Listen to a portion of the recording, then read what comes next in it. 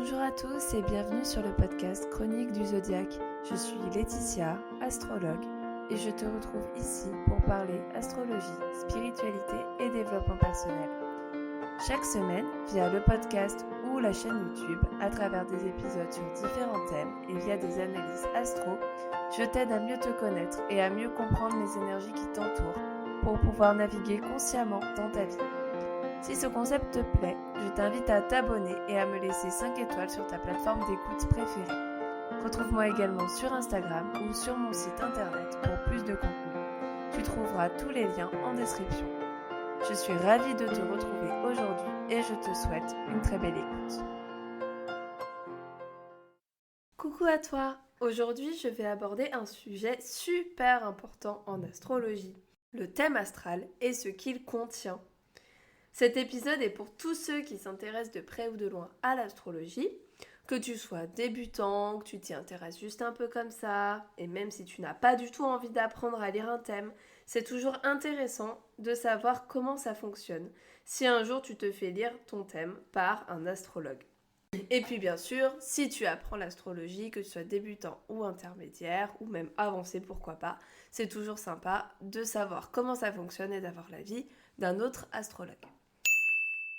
Avant de rentrer dans les détails du thème, j'aimerais te proposer d'aller générer ton thème astral, alors soit sur AstroThème, soit sur astro.com, ça dépend ce que tu préfères, moi j'utilise un petit peu les deux. J'utilise AstroThème plutôt pour Placidus, parce que j'aime bien la façon dont tous les éléments sont marqués, mais je vais utiliser plutôt astro.com pour mon analyse des transits, puisque j'utilise le système des signes entiers pour les transits. Mais ça, c'est un autre sujet pour un autre épisode. Donc, je te propose d'aller voir sur AstroThème ou astro.com, d'aller rentrer tes coordonnées de naissance et de générer ton thème. Comme ça, tu pourras suivre en même temps, pendant l'épisode, un petit peu ce dont je suis en train de parler. Ce sera plus facile de regarder avec le thème sous les yeux. Alors, avant de commencer, qu'est-ce qu'on appelle un thème astral ? Donc, on peut l'appeler de plusieurs façons. On peut aussi l'appeler thème astrologique, thème natal, ou encore thème de naissance. C'est autant de noms pour parler de la même chose. Le thème astral, c'est la photo du ciel lors de ta naissance. Au moment où tu as respiré pour la première fois, il va nous montrer à quel endroit du ciel se trouvent les différentes planètes, mais aussi d'autres points dont on va parler juste après. Et c'est grâce à ce thème, grâce à cette photo du ciel, que l'astrologue sera capable de faire une lecture. Il va utiliser toutes les infos qu'il va avoir sur ton thème de naissance pour pouvoir faire une analyse approfondie. Le thème astral, il est très précis et il change en fonction de l'heure et du lieu de naissance. Il faut donc être le plus précis possible lorsqu'on donne ses coordonnées de naissance, car pour certains cas, quelques minutes peuvent complètement changer un thème. Pourquoi est-ce qu'on doit être aussi précis ? Eh bien, c'est surtout à cause de l'ascendant. L'ascendant, il change toutes les 2 heures. Il change de signe toutes les 2 heures. Du coup, à quelques minutes près par moment, eh ben, on peut complètement changer d'ascendant, changer de signe ascendant. Et l'ascendant, c'est pas qu'un seul point. Il est aussi important parce qu'il va déterminer le début de toutes nos maisons astrologiques et donc des domaines de vie associés. Donc du coup, si on change de signe de l'ascendant, ça va changer juste complètement l'intégralité de notre thème. Du coup, c'est super important de regarder, de savoir exactement à quelle heure tu es né. Et quand tu fais faire ton thème par un astrologue, c'est super important de donner une heure précise. Les maisons donc, sont au nombre de 12 et elles constituent une partie importante de notre thème. Mais on y reviendra juste après. C'est cette précision et ces changements qui font que même des jumeaux peuvent avoir des thèmes différents sur certains points. En effet, il se peut que 2 jumeaux aient un ascendant différent et du coup un thème astral complètement différent également. Donc c'est pour ça qu'on ne va pas avoir exactement les mêmes traits de personnalité chez les jumeaux.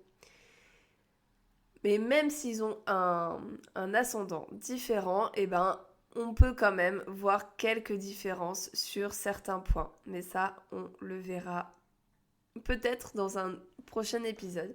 Tiens, est-ce que ça vous dirait d'ailleurs que je vous fasse par exemple une analyse de 2 thèmes astrales de jumeaux? Ça pourrait être super intéressant. Genre Mary-Kate et Ashley Olsen, ça pourrait être drôle. Bref, je garde ça dans un coin de ma tête. Si ça vous dit, n'hésitez pas à me le dire comme ça. On fera ça. Donc la carte du ciel, elle se présente sous la forme d'une roue avec les 12 signes du zodiaque. Elle part du bélier pour aller jusqu'au poisson en passant par l'intégralité des signes astrologiques. Donc dans l'ordre, le bélier, le taureau, le gémeaux, le cancer, le lion, la vierge, la balance, le scorpion, le sagittaire, le capricorne, le verseau et enfin les poissons.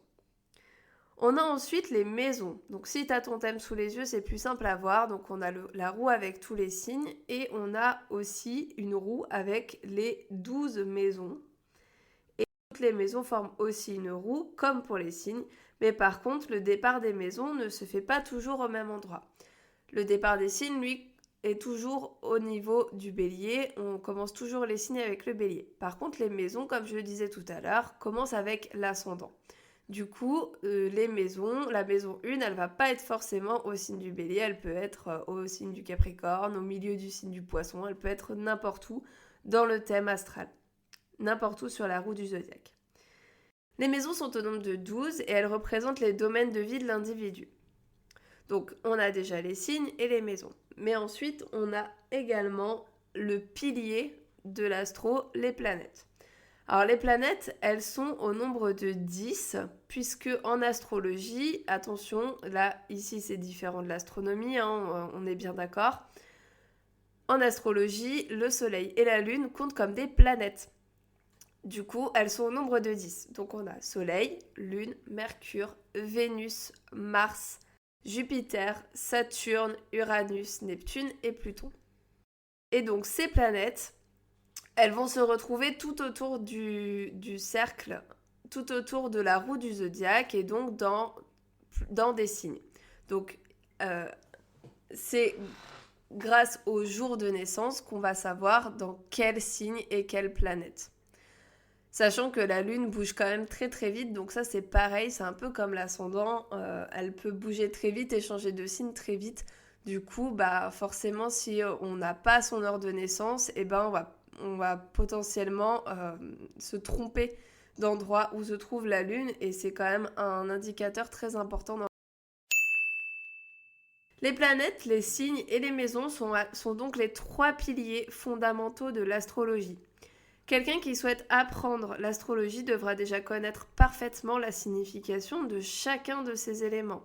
Donc savoir à quoi correspondent tous les signes, à quoi correspondent toutes les planètes et à quoi correspondent les maisons. Les planètes, elles vont nous expliquer, elles vont nous dire quoi? Elles vont représenter l'amour, la communication, l'ego, la force, l'action, etc.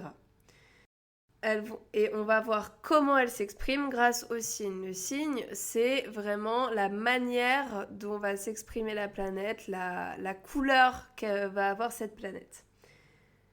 Ensuite, on va savoir dans quel domaine elle s'exprime grâce aux maisons. Par exemple, un soleil en maison 10, qui est la maison de la carrière, on sait que notre personnalité, notre objectif de vie va être vraiment focus sur la carrière, sur notre métier, par exemple.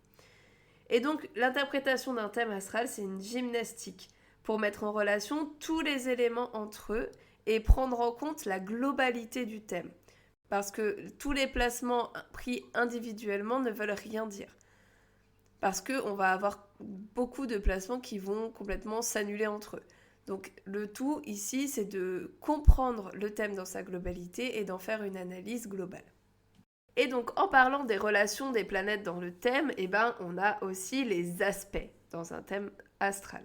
Donc là, si tu as le thème sous les yeux, c'est tous les traits bleus, rouges que l'on peut voir, mais aussi les petits ronds qu'on voit quand les planètes sont collées entre elles. Et donc les aspects, c'est les relations que tissent les planètes entre elles. C'est la façon dont elles communiquent. Les aspects indiquent si les planètes ont plutôt des relations faciles ou challengeantes entre elles. On va voir si elles vont s'aider, si leurs énergies sont compatibles ou au contraire si elles sont incompatibles et du coup elles vont se challenger entre elles. Par exemple, un aspect compliqué entre Vénus et Mars peut amener de la tension dans les relations. Les aspects vont aussi faire partie de l'analyse de thème et ils sont super importants puisqu'ils peuvent changer complètement l'énergie d'une planète. Il existe aussi d'autres points dans le thème, comme Chiron par exemple, donc c'est un astéroïde, il y en a d'autres. Il peut y avoir aussi des points fictifs comme la lune noire ou les nœuds lunaires. Donc ça c'est sûrement des éléments que vous avez déjà entendus, des noms que vous avez déjà entendus, et c'est des éléments qui sont importants dans une analyse de thème. Un astrologue va forcément les utiliser puisque vraiment ils sont ultra significatifs, mais ce ne sont pas des éléments qui, bien qu'importants, doivent être considérés en premier, ils doivent être plutôt considérés dans un second temps pour ne pas trop se compliquer la tâche. Déjà que l'analyse des planètes, des maisons, des aspects et des signes est super compliqué, super long et super complexe. Donc voilà, on ne se rajoute pas des choses tout de suite. Donc ça, c'est d'autres points aussi qui sont dans le thème astral, il faut le savoir, mais voilà, c'est pas forcément sur ça qu'on va se focaliser dès le départ.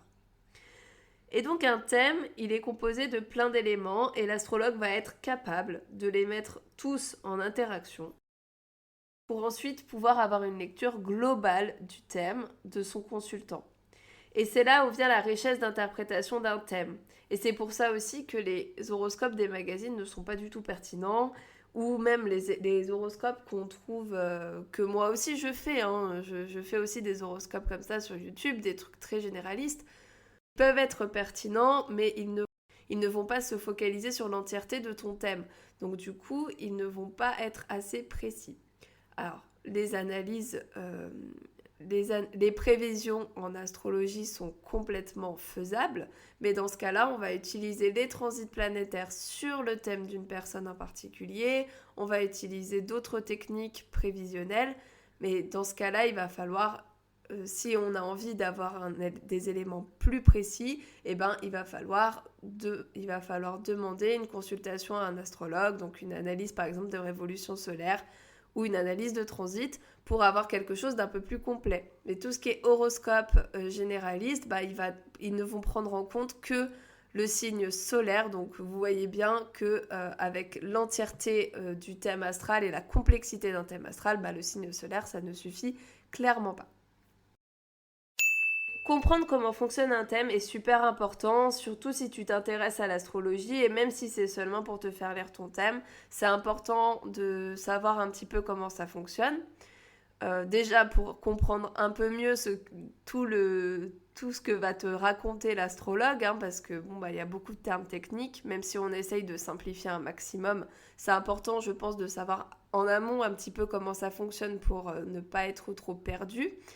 Et puis c'est important aussi pour voir si l'astrologue qu'on a consulté se sert bien de l'intégralité du thème et ne fait pas un survol de ce qui se passe dans notre thème.